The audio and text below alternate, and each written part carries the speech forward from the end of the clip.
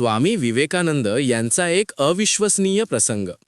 स्वामी विवेकानंद जेव्हा अमेरिकेत होते तेव्हा ते काही काळ शिकागोमध्ये वास्तव्यास होते.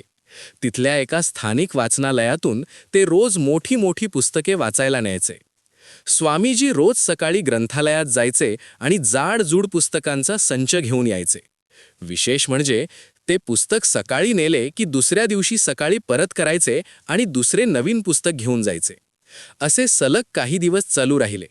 वाचनालयातल्या महिला अधिकाऱ्याला याचे खूप आश्चर्य वाटले. तिला वाटले की हा भारतीय तरुण केवळ दिखावा करण्यासाठी इतकी मोठी पुस्तके नेतोय. तिला राहावले नाही आणि तिने स्वामीजींना अडवून विचारले, "स्वामीजी, तुम्ही ही इतकी जाड पुस्तकं खरंच वाचता की फक्त चित्र बघून परत आणता? एका दिवसात इतकं मोठं पुस्तक वाचून पूर्ण करणं कुणालाच शक्य नाही." स्वामीजी अतिशय नम्रपणे हसले आणि म्हणाले, "माताजी, मी ही सर्व पुस्तके पूर्णपणे वाचली आहेत. तुम्हाला विश्वास नसेल तर तुम्ही यातील कोणत्याही पुस्तकातला कोणताही प्रश्न मला विचारू शकता."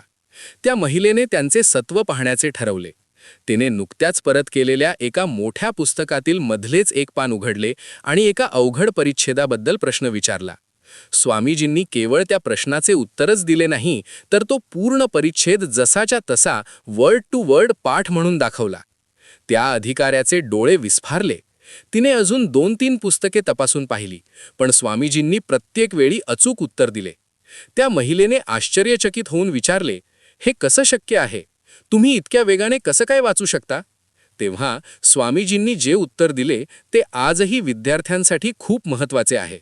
ते म्हणाले, "जर तुमची एकाग्रता उच्च दर्जाची असेल आणि तुम्ही ब्रह्मचर्याचे पालन केले असेल तर तुमचे मन कोणत्याही गोष्टीचे आकलन करण्यासाठी खूप वेगवान होते. मी शब्दांऐवजी पूर्ण ओळी आणि ओळींऐवजी पूर्ण पाने वाचतो.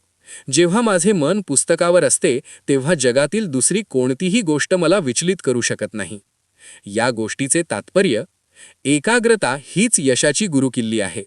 आपण किती वेळ अभ्यास करतो यापेक्षा किती एकाग्रतेने करतो हे महत्त्वाचे आहे. अशक्य काहीच नाही. सरावाने माणूस आपली स्मरणशक्ती आणि बुद्धिमत्ता अफाट वाढवू शकतो.